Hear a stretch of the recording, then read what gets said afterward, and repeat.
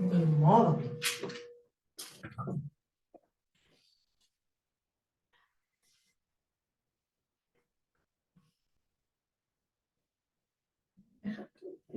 Pues que me va a dar hambre.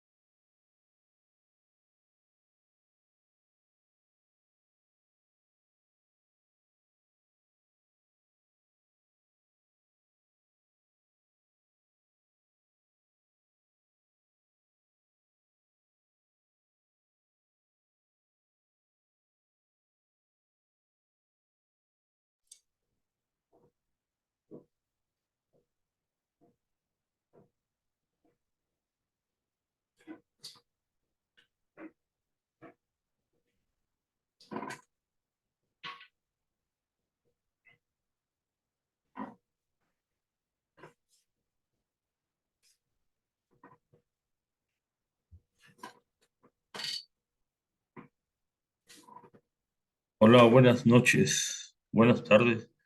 Bienvenidos a la videoconferencia CA7, contaminación térmica, en este 29 de octubre del 2022.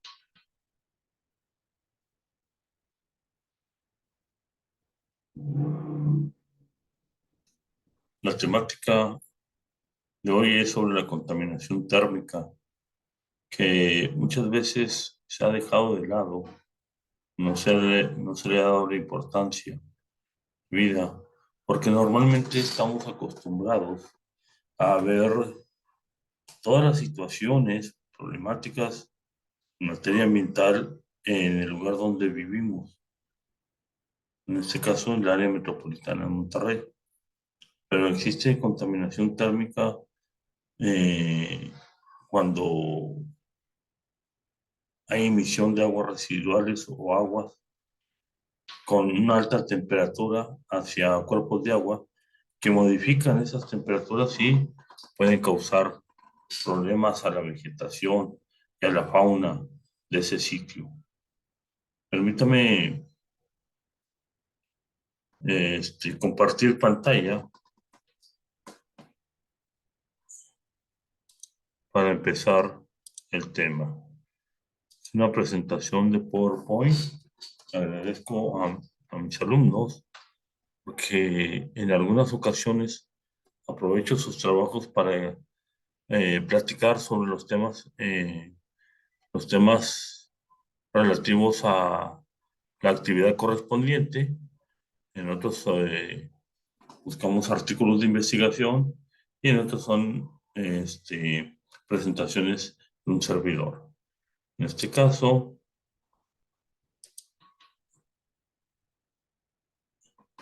agradezco a Eima Milagros Herral. Voy a presentar su exposición, el trabajo que entregó de contaminación térmica. Su introducción.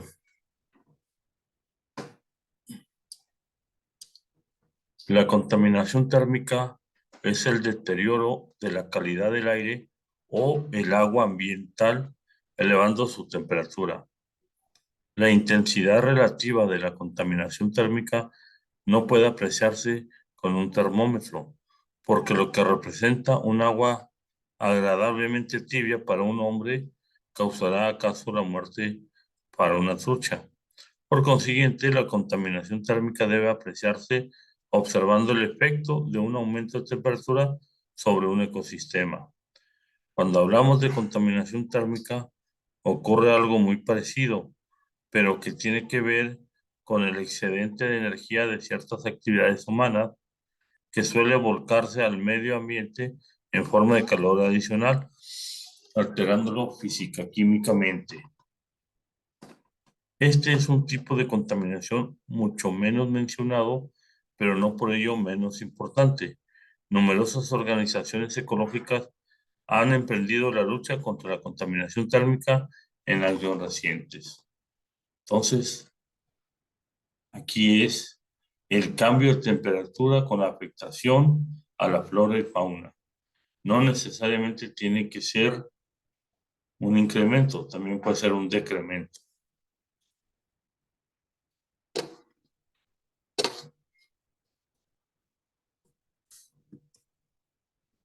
La primera ley de la termodinámica o no puedes ganar.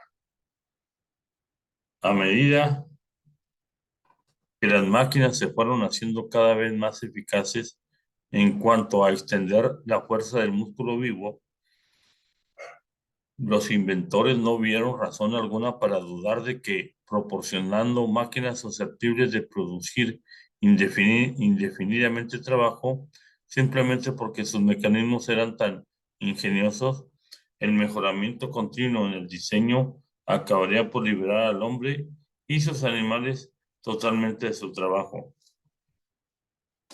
Primera ley de la termodinámica.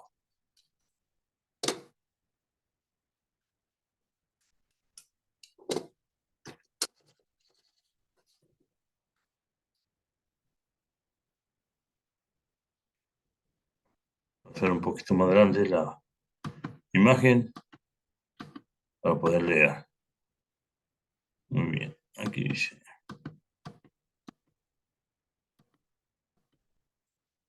Primera ley de la termodinámica. Nota que la energía que entra al sistema se considera positiva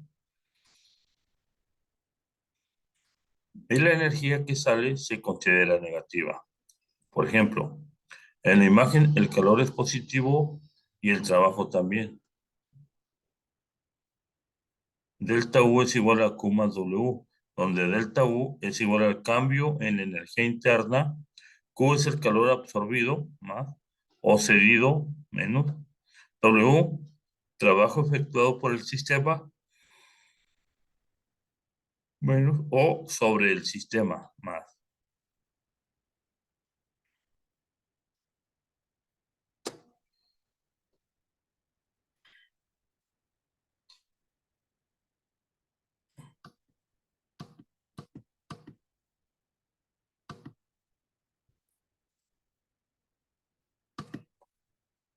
La primera ley de la termodinámica o no puedes ganar.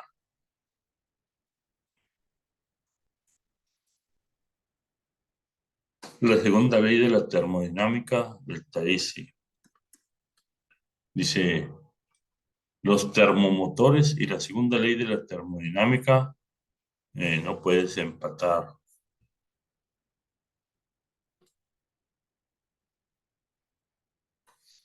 La tecnología moderna requiere mucho más energía de la que pueden proporcionar los hombres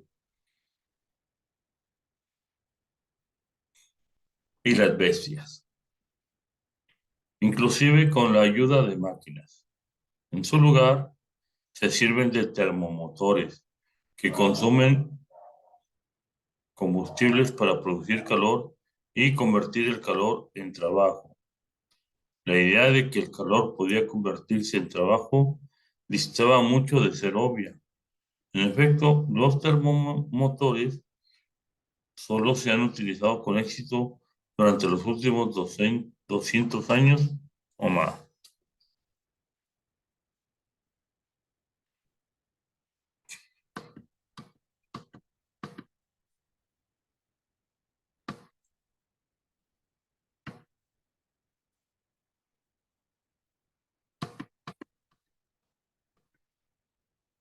Y se puede observar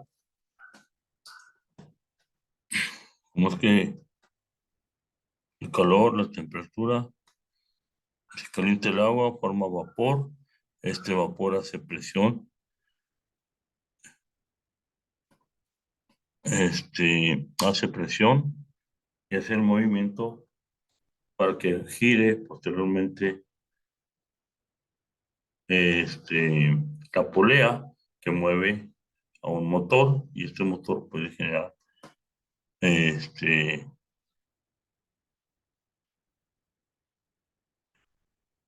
puede estar conectado a otro aparato para funcionar. Vamos a ver que ser un poquito más explícitos. A ver si alcanza a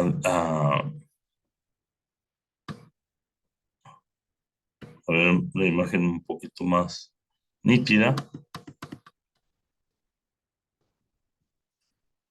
Entonces dice la agua, la caldera, el calor, entonces genera caliente el agua, forma el vapor que hace presión,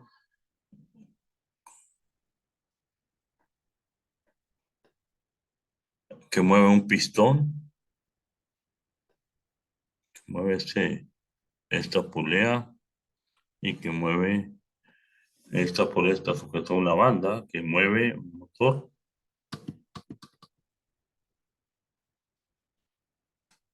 que es básicamente, no es un motor, perdón, es un generador de electricidad. De esa forma se genera electricidad. La energía térmica la convierten en energía eléctrica.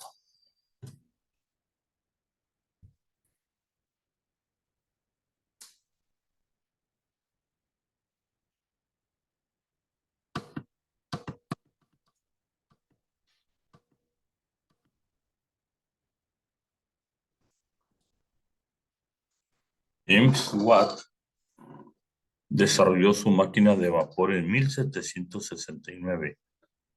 La primera prueba experimental de que la energía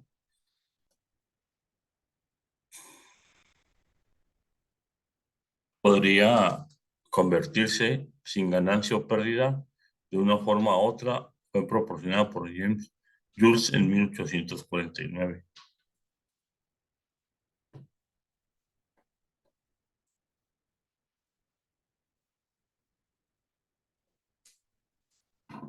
Los termomotores y la segunda ley de la termodinámica dice el calor y el trabajo son dos formas de energía y es posible, por consiguiente, convertir calor en trabajo y trabajo en calor. Así, por ejemplo, podemos producir calor frotando dos bastones uno con otro. Y el calor producido es exactamente equivalente en energía al trabajo requerido para frotar los bastones.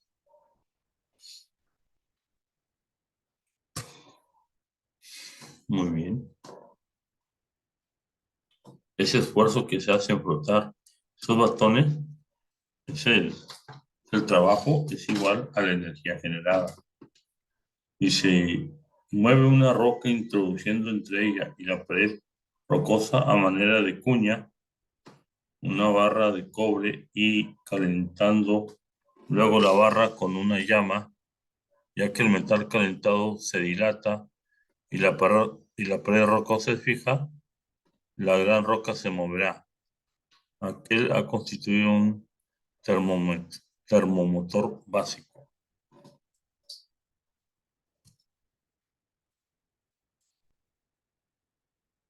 Voy a agrandar un poquito para que se pueda observar mejor la figura.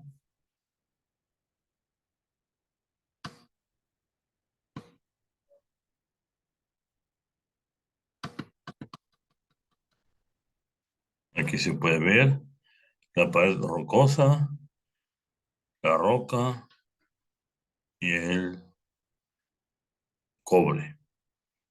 Se calienta el cobre, se expande y la roca se mueve. Sobre todo que los metales son buenos conductores del calor. Eso también ayuda.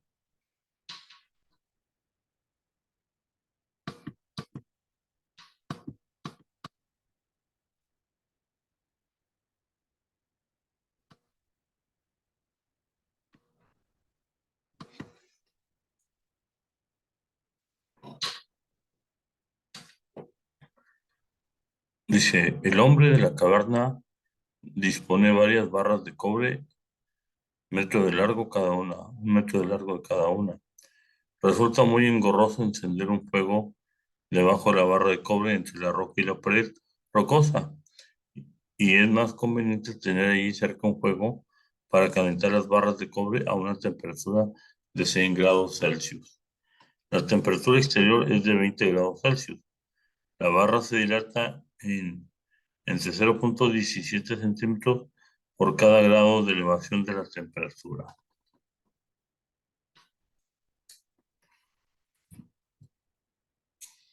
Es decir, que estos conocimientos no son actuales, tienen desde mucho tiempo. La situación entonces en este sentido es que nosotros tenemos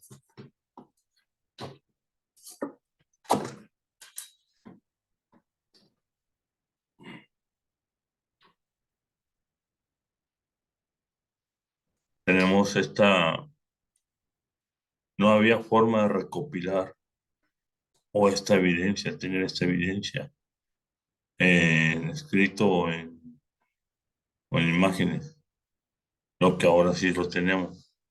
Permítame tantito.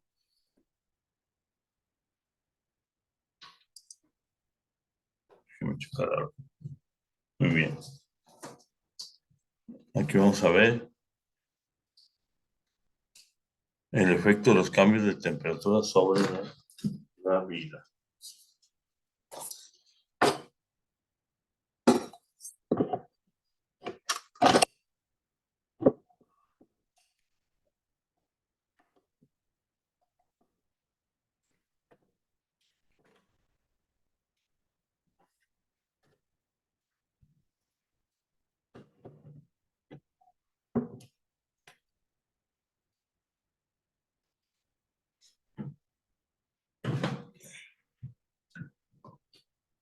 Dice, los procesos de la vida implican reacciones químicas y las velocidades de estas reacciones son muy sensibles.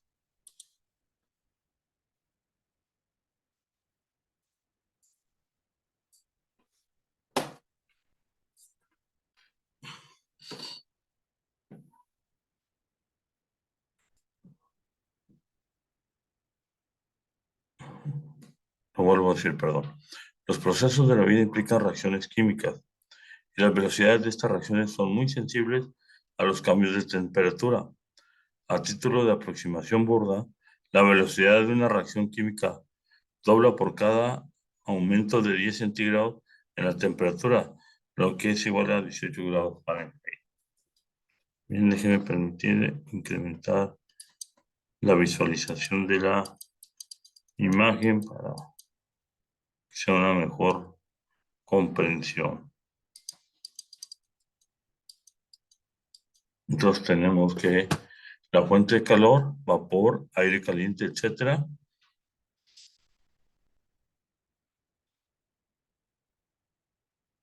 El calor pasa a los elementos de trabajo.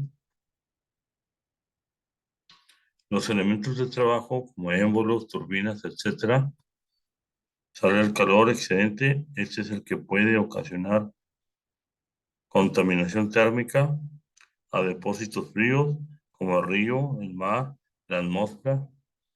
Y esto es lo que es la generalización esquemática de un termomotor. El calor pasa a los elementos de trabajo, que pueden ser émbolos y turbinas, y estas, por un lado, realizan el trabajo y luego tienen como excedente el calor, que luego, normalmente,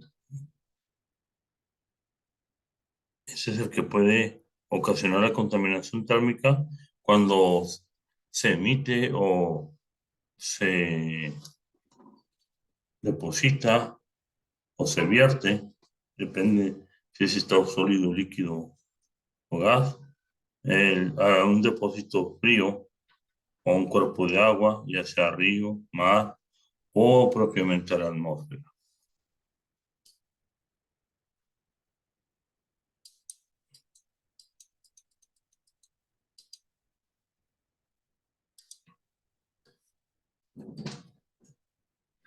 El efecto de los cambios de temperatura sobre la vida. Continuando con este tema, dice, por medio de mecanismos reguladores internos que mantienen una temperatura constante, esta capacidad es característica de los animales de sangre caliente, tales como los mamíferos y las aves.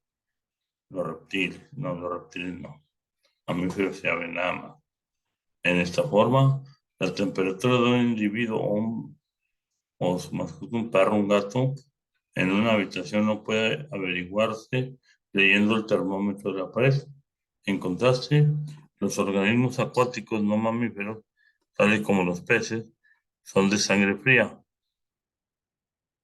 como los reptiles, esto es, son incapaces de seguir sus temperaturas en forma tan eficaz, son incapaces de regular sus temperaturas en forma tan eficaz como los animales de sangre caliente.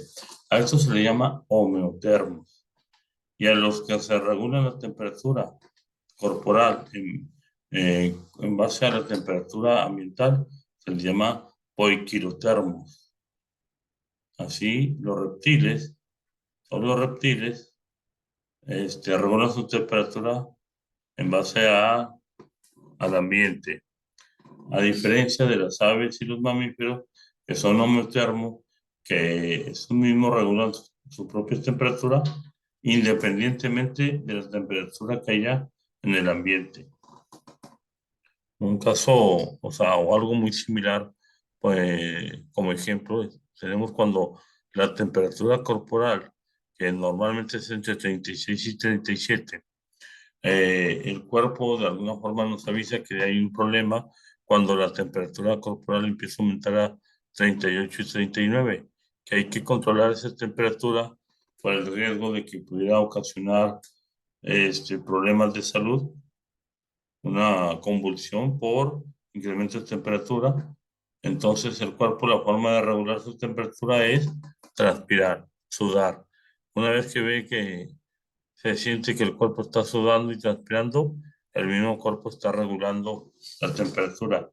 Si no se puede, entonces hay que agregar, hay que tomar, que un medicamento prescrito por el médico y o en momento dado darse baños de agua tibia fresca para mantener la temperatura.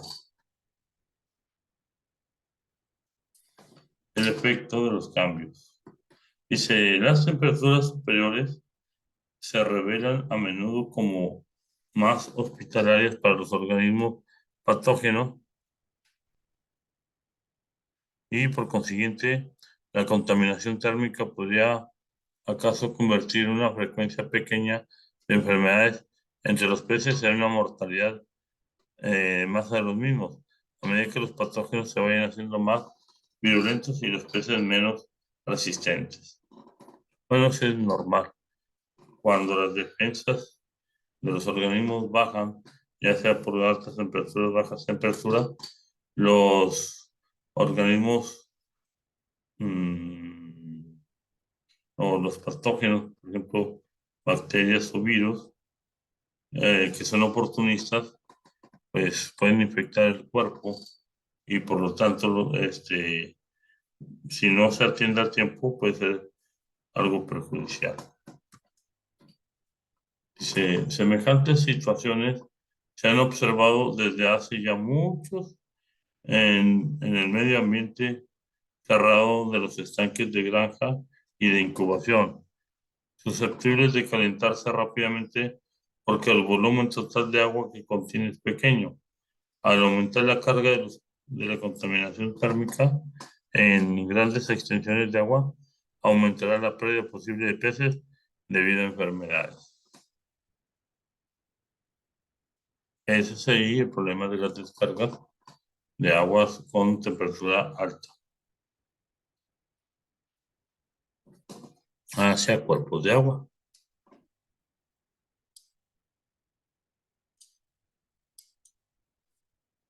Dice el efecto de los cambios de temperatura sobre la vida. Dice la industria de la energía eléctrica y particularmente las plantas de energía nuclear producen necesariamente calor sobrante, un exceso de calor. Y este calor resulta más práctico descargarlo en las aguas corrientes y o en la atmósfera. Tienen sistemas de enfriamiento, pero hay gran cantidad de emisión de vapor de agua.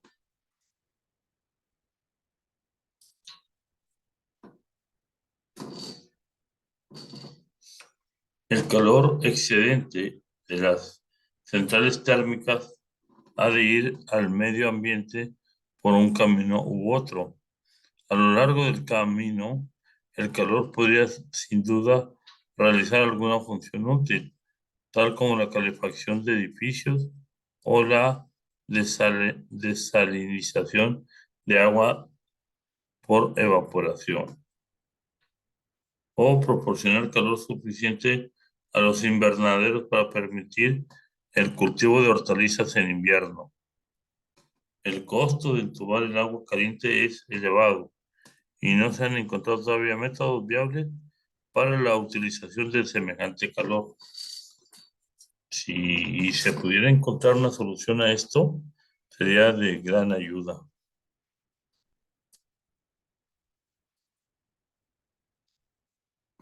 Soluciones a esta situación. Dice, la situación es fundamentalmente desalentadora, porque el caso que el agua de desechos es lo bastante caliente para perjudicar el ecosistema acuático, pero no es lo bastante con todo para ser atrayente para su empleo comercial.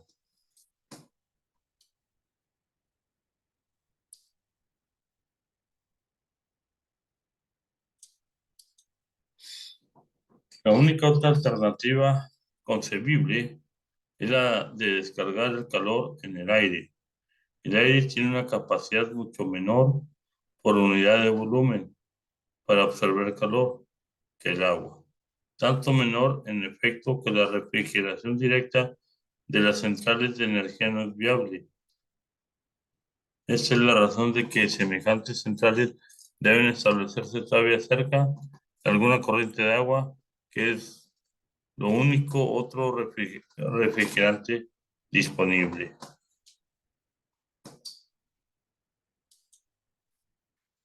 Reducción del oxígeno en el agua.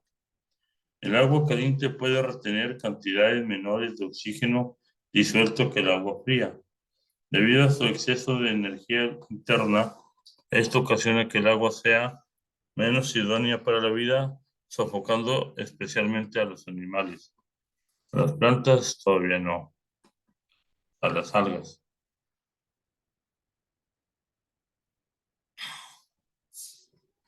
Desbalances tróficos. Los niveles elevados de temperatura del agua pueden acelerar ciertos procesos reproductivos a la par que entorpecen otros, o ocasionando que algunas especies proliferen desordenadamente y otras, en cambio, disminuyen de número. Todo ello interrumpe el delicado balance trófico del ecosistema.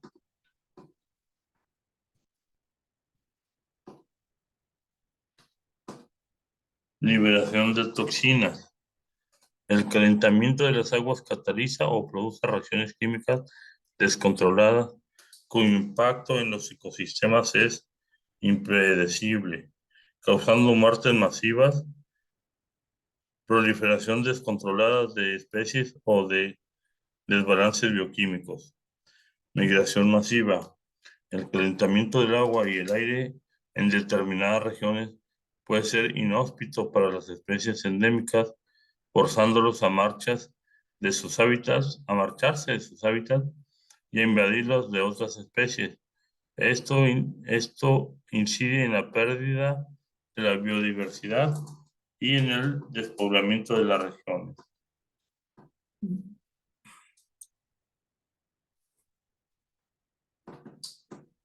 ¿Cuáles son posibles soluciones para la contaminación térmica?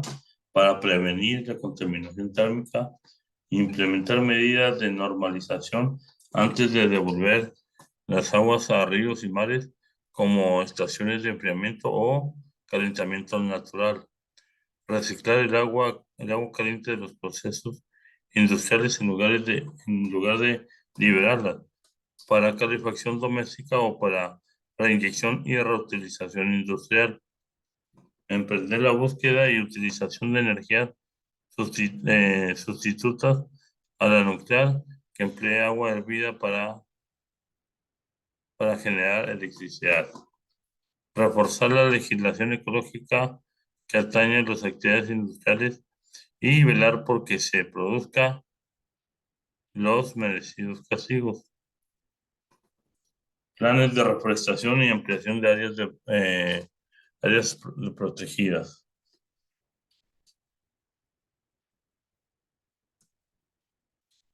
Dice conclusión.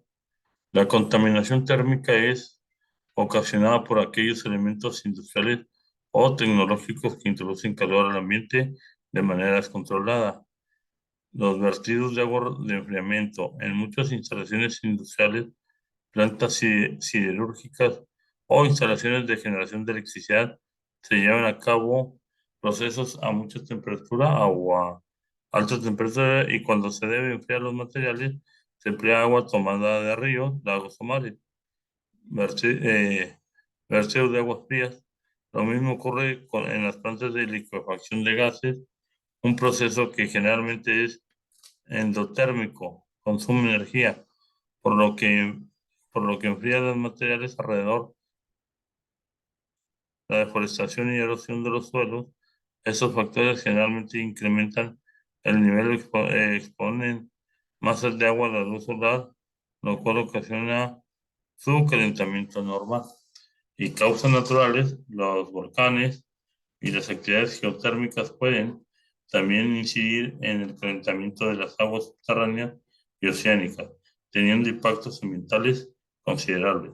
En el caso de las geotérmicas, cuando hay calentamiento de aguas subterráneas, se pudiera aprovechar la generación de vapor para producir, para generar electricidad. Y es así como, por ejemplo, en México hay 4 plantas geotérmicas que generan electricidad. Quisiera comentarle que dentro de todo lo que es la contaminación térmica, a nivel ciudad, alguna vez me tocó ir a una visita de una queja de una ciudadana, porque resulta que tenía como vecino a una persona, una panadería, un establecimiento comercial y de servicio que era una panadería. La panadería tenía su horno pegado contiguo a una pared, que esa pared estaba en el límite de propiedad, y, y estaba junto a la otra pared de la casa del vecino. Sí, efectivamente, la emisión del calor del horno traspasaba las dos paredes y calentaba el área de la recámara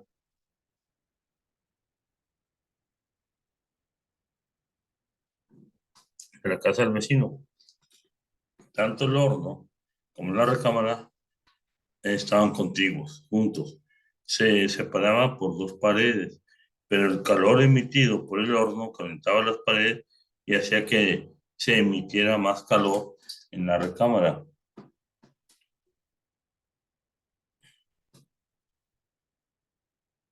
Aquí es complicado la solución porque en el reglamento nomás se establece o establecía en su momento que estaba prohibido la contaminación térmica, pero no había una norma oficial para establecer los límites máximos permisibles. No sabíamos cuánto era una contaminación o cómo considerar una contaminación, porque al final de cuentas, si no hay una legislación que te marque un mínimo máximo permisible o un máximo permisible, pues nada más está el determinar el confort de vida.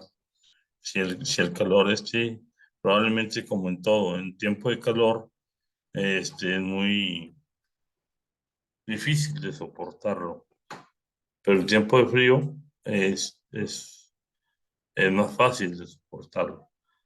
Entonces lo único que se aconsejó ahí fue que o se retiraba el horno de ahí de esa parte y se le ponía un aislante térmico a la pared, y o considerar en un momento dado un aislante térmico ahí a la casa del vecino para que hubiera esa solución en un momento dado y no tuviera problemas de calor. Por último, pues está la literatura que utilizó la compañera. No sé si hasta ahorita hay alguna pregunta, alguna duda. Como les digo, de la contaminación térmica lo podemos ver en lo que es la parte del área metropolitana, qué situaciones hay, y o en otras áreas donde pues nosotros casi no tenemos cuerpos de agua. Los cuerpos de agua son muy escasos aquí en esta área metropolitana de Monterrey, pero sí hay emisiones o contaminación térmica o emisiones térmicas hacia la atmósfera.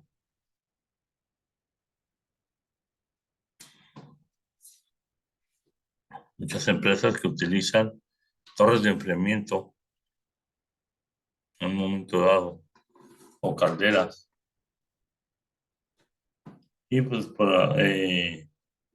en un momento dado pues, tiene que haber liberación, algo de vapor, etcétera. No sé si hay alguna pregunta.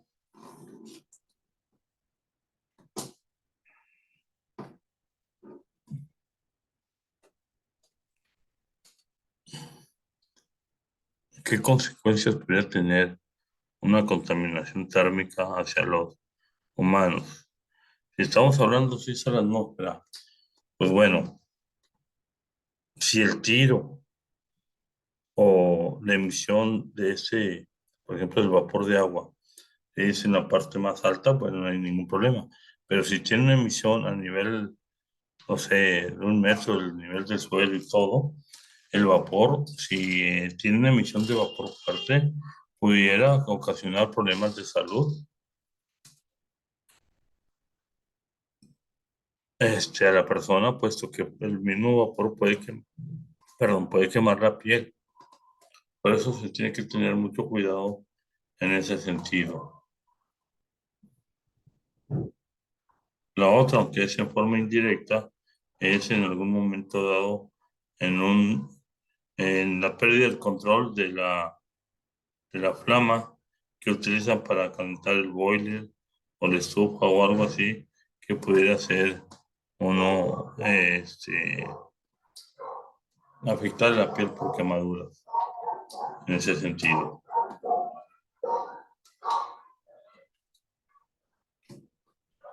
Muy bien.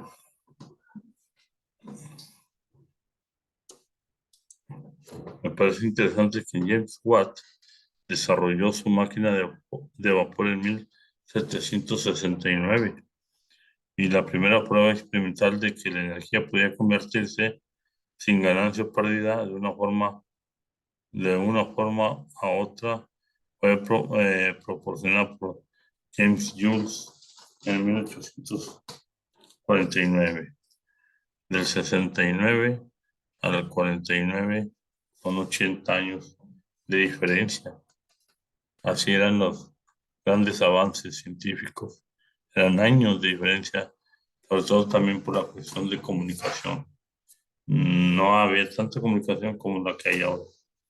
Ahora la comunicación es lo más rápido que hay en un momento dado.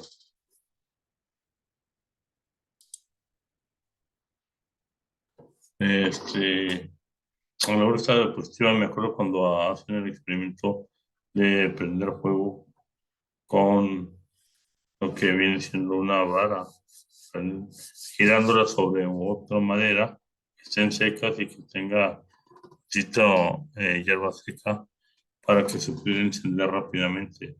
Pero ese esfuerzo de estarle girando y que estuviera haciendo fricción con la otra madera, pues se calienta y puede generar calor, puede generar una chispa para poder encender la fogata.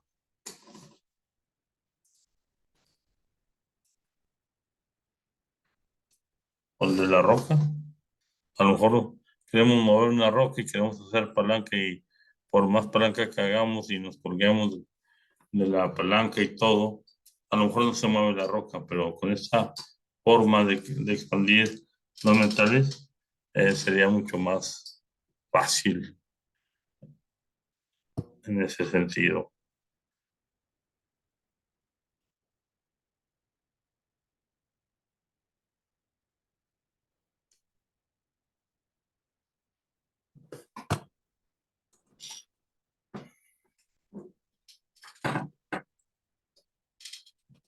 En esta gráfica o diapositiva que ya la hemos visto, este, Les comentaba sobre la cuestión de un incremento fuerte de temperatura a nivel corporal.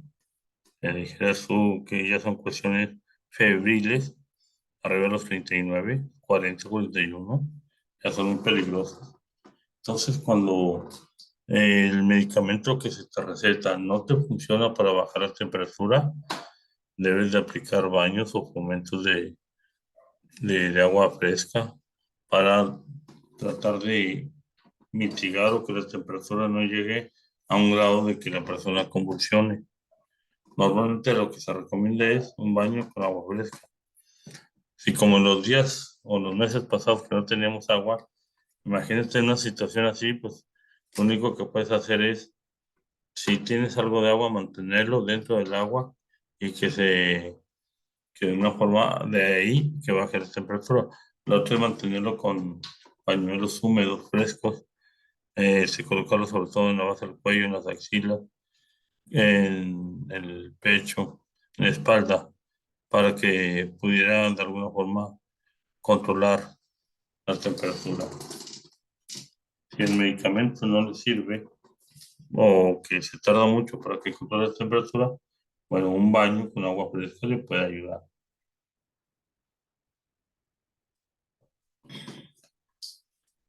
No sé si tengan una pregunta, un comentario. Les recuerdo que mañana, domingo 30 de octubre del año del 2022, se vence esta actividad, la número 7. Les recuerdo que mm, tomen el tiempo correspondiente para subir su actividad. Si por algún motivo, alguna causa, tuvieron problemas para subir su actividad, manden un mensaje y con todo gusto solucionaremos esa problemática. También les recuerdo que luego a partir del lunes se abre la actividad, la otra actividad, y estamos cerca también de ver lo del proyecto de investigación final. Recuerden que este proyecto va encaminado a entregarlo hasta diciembre, pero tienen que ir avanzando porque no se les acumule el tiempo del trabajo, se les acaba el tiempo y no pueden entregar un buen proyecto de investigación final. La idea es que ustedes tengan el tiempo suficiente para hacerlo.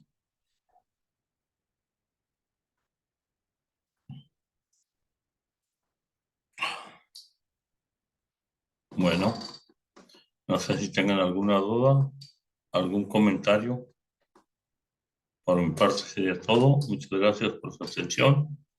Este video va a estar en su aula correspondiente en la sección de sesiones síncronas. Muchas gracias.